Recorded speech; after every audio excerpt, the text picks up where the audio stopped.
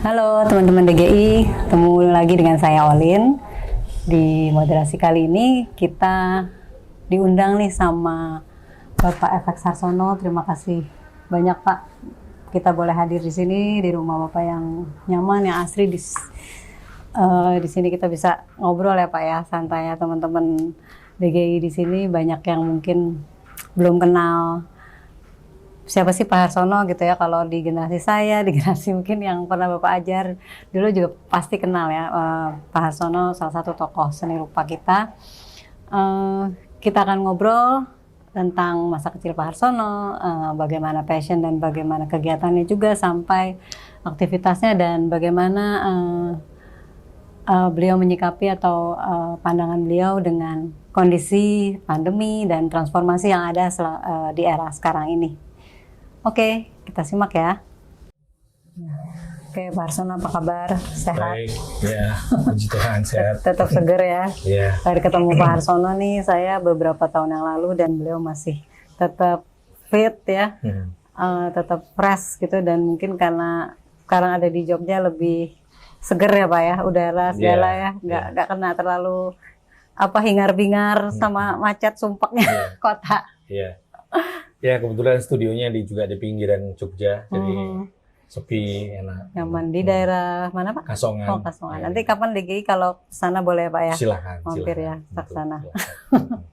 Oke, Pak Harsono, tadi seperti saya sampaikan di awal, audiens kita ini kan beragam dan mungkin banyak teman-teman dari generasi saat ini, baik mahasiswa gitu ya, atau desainer atau perupa muda yang menyimak konten-konten DGI. Belum banyak yang kenal siapa Pak Efek Sarsono gitu ya.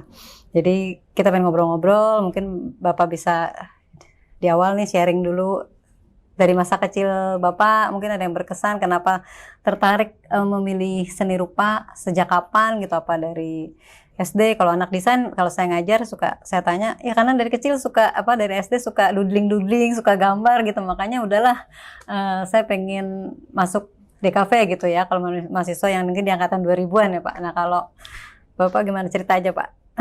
Iya, saya Efek Sarsono, saya lahir tahun 49, jadi sudah tua sekali. Masih muda Pak.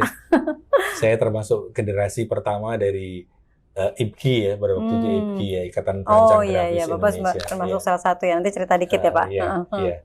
Nah, saya sejak SMP sebetulnya sudah tertarik dengan dunia seni rupa, tetapi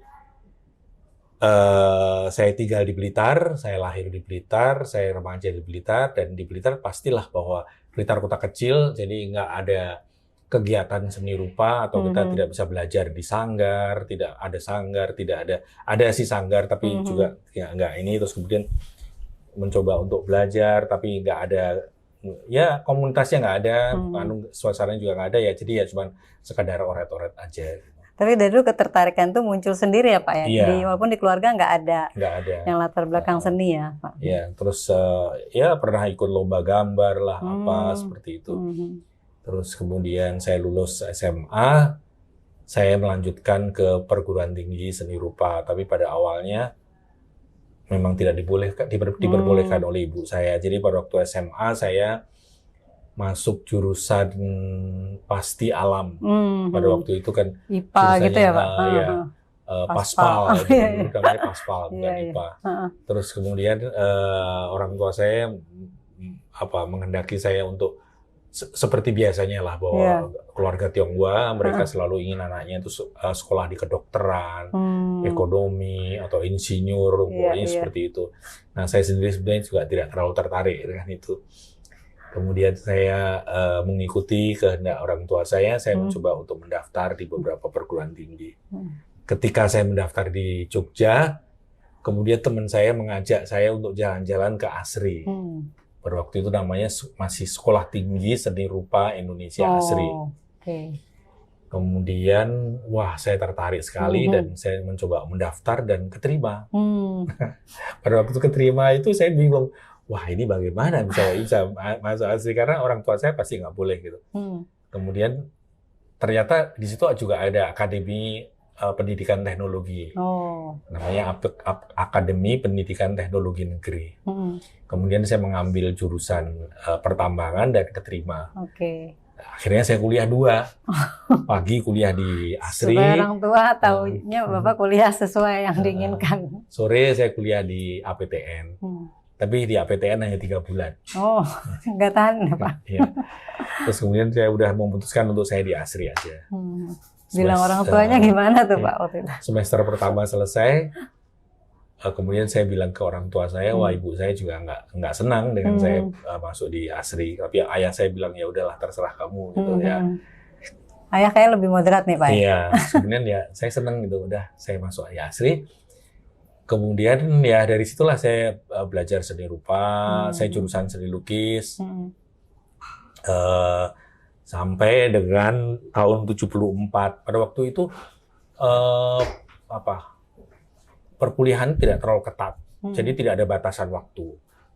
Jadi dari tahun 69 sampai 74 itu 5 tahun itu saya masih belum selesai semester 6. Oh, ya, gitu baru, ya. Baru itu karena Bapak sambil bekerja juga. Sambil kuliah, sambil beluyur, cuti, keluyuran dulu, kuliah lagi, seperti itu. Sampai tahun 74, dan kemudian tahun 74 itu saya bersama dengan beberapa orang seniman muda ikut diundang dalam pameran yang namanya pameran besar seni lukis Indonesia yang pertama di Taman Ismail Marzuki di Jakarta. Oh, oke. Tahun berapa tuh? Itu tahun 74 itu? Desember 74. Oh, oke. Nah, kemudian, jadi statusnya masih mahasiswa atau sebenarnya ya? Sebetulnya masih mahasiswa. Semester 6. Nah, kemudian pesertanya itu mulai dari Avandi, Wida, ya, pokoknya seniman-seniman top ya. Dan kemudian kita yang muda-muda lah. Terus kemudian pada waktu itu kita bikin karya yang memang ya eksperimental. Pada waktu itu kita bikin karya saya itu berupa kanvas. Kemudian kanvasnya di tengah-tengahnya ada lingkaran yang masuk. Kemudian digantung trompet, digantung mainan dan sebagainya kayak begitu. Dan kemudian itu dikritik habis-habisan, dianggapnya bahwa kita ini tidak mengerti kepribadian nasional, kita tidak ngerti tentang seni, kita dianggap main-main gitu. Nah, dari kritik itu kemudian kita melakukan protes, ditandatangani oleh beberapa orang seniman muda dan beberapa seniman senior. Yang isi dari protes itu adalah kita mengatakan bahwa pendidikan seni rupa atau seni rupa saat sekarang ini tidak memberikan peluang kepada seniman muda untuk melakukan eksperimentasi. Nah, protes itu dikenal dengan Desember Hitam. Karena pada protes itu dikeluarkan pada bulan Desember 1974. Nah, setelah protes itu kemudian mengundang kontroversi. Kita pulang ke Jogja dan kemudian sampai di Jogja kita diadili. Oh gitu. Diadili oh ya itu di Taman Ismail Marzuki ya. Iya, jadi diliput media juga berarti itu. Di Taman Ismail Marzuki. Nah, kita pulang ke Jogja ke kampus dan di kampus kita diadili. Kita dianggap. Itu berapa orang sih Pak? Ada 4 orang. Oh, berempat. Itu sama-sama satu ini. Iya, satu angkatan. Satu jurusan lukis ya. Jurusan seni lukis ya. Bukan satu angkatan tapi ada setahun di atas saya, setahun di bawah saya seperti itu. Nah, kemudian kita diadili dan akhirnya kita diskors. Oh, gitu. Diskors dalam jangka waktu tak terbatas. Nah, itu artinya kan sama aja dikeluarkan. Ya udah. Kemudian kita keluar. Semua yang terlibat itu. Iya. Istilahnya hukumannya seperti itu. Iya. Nah, kemudian kita keluar dan ketika Desember Hitam itulah atau sebelum Desember Hitam itu kita sebetulnya sudah mempunyai hubungan dengan beberapa mahasiswa dari ITB, mahasiswa seni rupa ITB. Dan kemudian setelah protes itu kita semakin ngumpul lagi, semakin dekat, kemudian sampai kita mencetuskan untuk membuat gerakan seni rupa baru. Oh, oke. Gerakan seni rupa baru. Jadi gabungan antara mahasiswa ISI Jogja dan ITB Bandung. Dan ITB Bandung. Ada kira-kira jumlahnya 11 orang, kemudian kita melakukan membuat satu pameran, kita diskusi dulu awalnya, sampai kemudian kita memutuskan untuk membuat pameran pada bulan Agustus 1975, Gerakan Seni Rupa Baru. Wah, itu gimana lagi tuh, Pak? di dalam pameran itu kita betul-betul tidak menampilkan lukisan dalam kanvas, tapi saya menampilkan kotak jelek sekali, di dalamnya ada kain, ada digantung senapan, ada yang membuat macam-macam yang orang mengatakan bahwa kritikus senior dia mengatakan bahwa ini bukan seni. Yeah. Karena dia tidak bisa menemukan ini apa, seni apa, seni lukis bukan, seni patung bukan, grafis bukan. Jadi dia ini seni apa? Kemudian ya ini bukan seni gitu. Wah, dikritik habis-habisan. Dan itu di Jogja, di Jakarta, di Taman okay. Ismail Marzuki. Nah, kemudian tapi ada kritikus muda yang membela kita. Kritikus muda yang membela kita, dan kemudian dia terjadi perdebatan di media pada waktu itu, di Kompas itu. Sampai 6 minggu itu perdebatan di Kompas itu selalu muncul, sampai akhirnya di-stop oleh Kompas karena perdebatan itu seru sekali gitu. Ada yang membela kita, ada yang mencaci maki gitu. Tetapi satu hal yang menarik adalah bahwa seniman-seniman muda di Jogja dan Bandung, mereka mengikuti kita. Wah, muncul seniman-seniman muda yang membuat karya-karya yang eksperimental, yang luar biasa, yang nakal, kurang ajar. Wah. Di antaranya siapa, Pak? Ada yang ingat yang sekarang masih? Ada Gendut Rianto, ada Haris Purnomo, Ronald Manulang, dan beberapa lagi yang muda-muda yang. Sampai akhirnya ASRI dan ITB pada waktu itu menambahkan satu mata kuliah baru namanya eksperimentasi. Oke. Nah, disitulah kemudian berkembang sampai tahun 75 saya pindah ke Jakarta. Setelah diskors itu, karena saya merasa bahwa saya tidak bisa kerja, saya tidak bisa hidup di Jogja, saya tidak bisa bekerja, dan saya tidak bisa mendapatkan penghasilan, karena saya tidak mau menjual lukisan seperti orang-orang melukis di atas kanvas. Saya tetap pada prinsip saya bahwa saya akan membuat karya-karya yang memang yang bukan seni lukis gitu. Nah, kemudian saya ke Jakarta, dan kemudian saya bekerja di sebuah perusahaan percetakan yang cukup besar namanya Gramedia. Oke. Dan saya bekerja sebagai graphic designer. Di situ Bapak jadi apa istilahnya, mulai pindah atau geser dari seni murni kan menjadi desainer grafis tuh ya. Jadi karena memang keputusan itu karena tadi karena memang Bapak harus bekerja. Iya, karena saya pikir bahwa saya nggak bisa bekerja dengan seni, saya tidak bisa hidup dari karya seni saya. Maka dari itu saya harus menghidupi karya seni saya. Waktu itu udah berkeluarga, Pak? Belum. Belum. Belum. Kemudian saya bekerja di Gramedia sebagai graphic designer dari tahun 75 sampai 79 lah. Di Jakarta di Gramedia jadi desainer. Nah, di situ saya belajar graphic design, belajar percetakan dan seterusnya. Komputer semua ya. Iya. Wah, zaman saya belum ada komputer pada waktu itu. 70. Wah, awal-awal komputer itu masih diketik pakai itu. Modelnya apa? Paste up gunting. Paste up gunting ditempel. Bikin film juga dulu masih. Iya, masih ditaruh di atas kertas, kemudian dipotret pakai retro dan seperti itu. Sampai mulai masuk komputer yang generasi yang pertama yang besar-besar, jadi kita nggak bisa langsung ngetik langsung keluar hasilnya, nggak bisa. Keluar tuh pita kemudian dimasukin untuk ke dalam printer, dan printer itu kemudian keluar berupa teks gini, masih kita tempel lagi. Iya. Seperti itu. Terus kemudian tahun 79 saya keluar, dan kemudian saya bekerja di sebuah perusahaan majalah baru, dan hanya 1 tahun. Kemudian saya bekerja itu masih sebagai desainer terus ya Pak? Iya. Kemudian saya bekerja di Matahari Advertising. Nah, disitulah saya belajar mengenai periklanan, graphic design dan sebagainya. Tapi saya mempunyai kemampuan pada waktu itu bahwa saya mengetahui bagaimana cara membuat majalah. Oke. Karena background yang sebelumnya, jadi layout editorial gitu. Saya jadi mengerti itu, dan akhirnya saya di Matahari 4 tahun sampai tahun 84. Kemudian saya keluar dari matahari dan saya membentuk gugus grafis.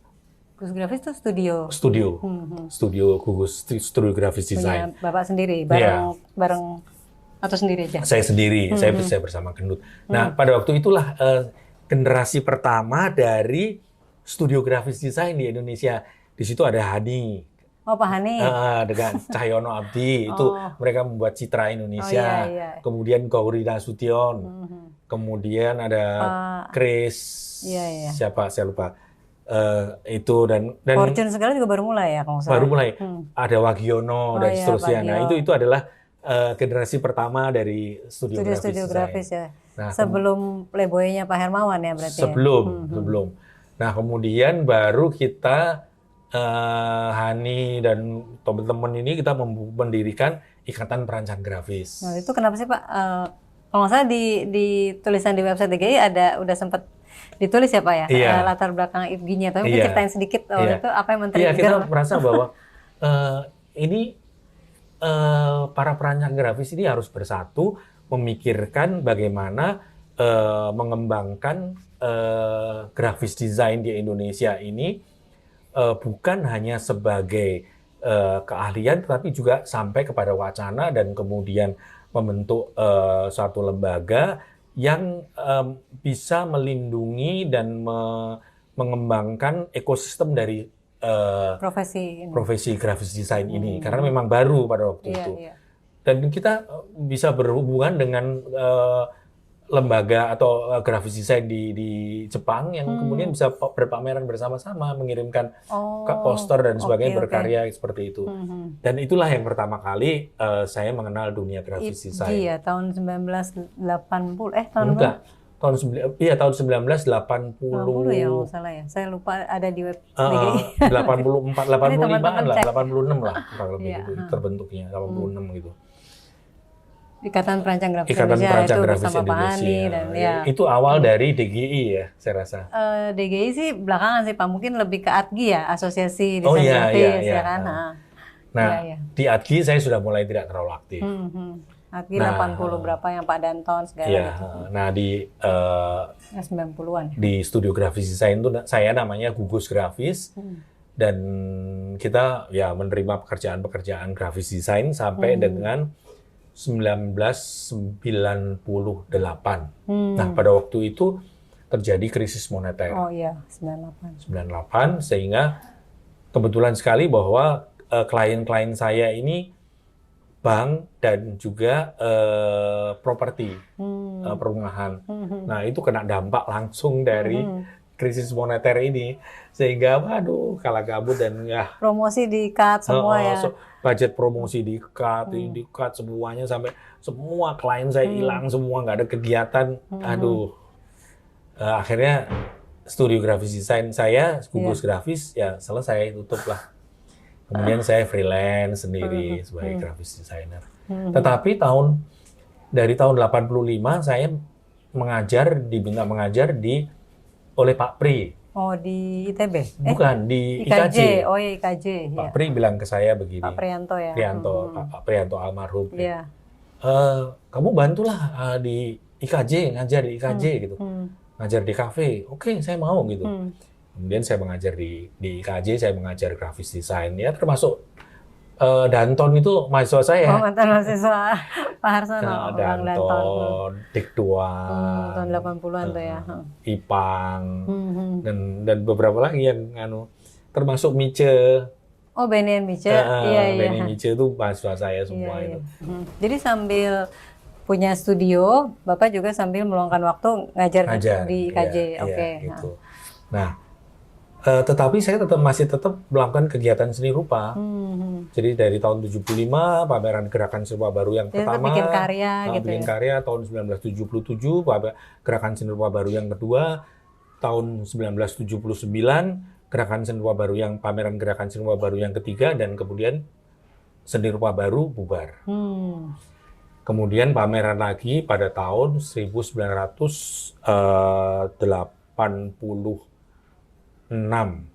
Ya, 1986. Itu selalu di Taman Ismail Marzuki pamerannya. Iya. 86 kita membuat 85 kita ada pameran proses 85 di Ancol. Kemudian 1986 kita membuat pameran namanya Pasaraya Dunia Fantasi. Itu masih bersama teman-teman yang pencetus seni rupa baru itu? Ya, ditambah dengan orang-orang baru. Ya. Jadi nggak cuma Jogja dan Bandung aja ya, udah mulai Jakarta. Udah mulai di Jakarta. Dulu ada mahasiswa IKJ yang juga ikutan namanya juga, Untarto. Dan banyak lagi gitu yang ikut gitu. Nah, kemudian itu terus berlanjut sambil berjalan dengan studio grafis desain saya. Tahun 90 saya menerbitkan buku majalah namanya Dialog Seni Rupa. Itu maksudnya nerbitin sendiri atau? Nerbitin sendiri. Gitu. Saya dengan Hendro Wianto dibantu dengan beberapa teman yang juga dosen dari atau pada waktu itu masih asisten dosen ya di IKJ. Aru, ada Dialog Seni Rupa. Dialog Seni Rupa. Kemudian ada beberapa mahasiswa. Masih nyimpen nggak tuh Pak majalahnya? Ada ya. ada. Nanti bisa di-foto ya. Ada Ugeng, kemudian di Jogja dibantu oleh Warno, Suwarno Wisitrotomo, dan di Bandung dibantu oleh beberapa orang teman. Nah, ini terus berjalan. Nah, jadi sampai tahun 98 Gugus Grafis tutup, saya freelance. Tahun 2005 saya diminta untuk mengajar oleh Pak Yongki. Itu ketemu Pak Yongki di mana tuh Pak? Saya waktu itu kan dari IPGI kan kita sering ketemu Pak Yongki. Iya, Pak Yongki. Karena Pak Yongki dari juga Trisakti ikut ikut IPGI. Sering ketemu, ngobrol, dan kemudian suatu hari gitu saya lupa persisnya di mana saya ketemu Pak Yongki. Pak Yongki pada waktu itu sudah menjadi Prodi kali ya? Iya, ketua jurusan di UPH. Jadi Pak Yongki bilang ke saya, kamu bantu ngajar dong. Terus oke, saya mau gitu.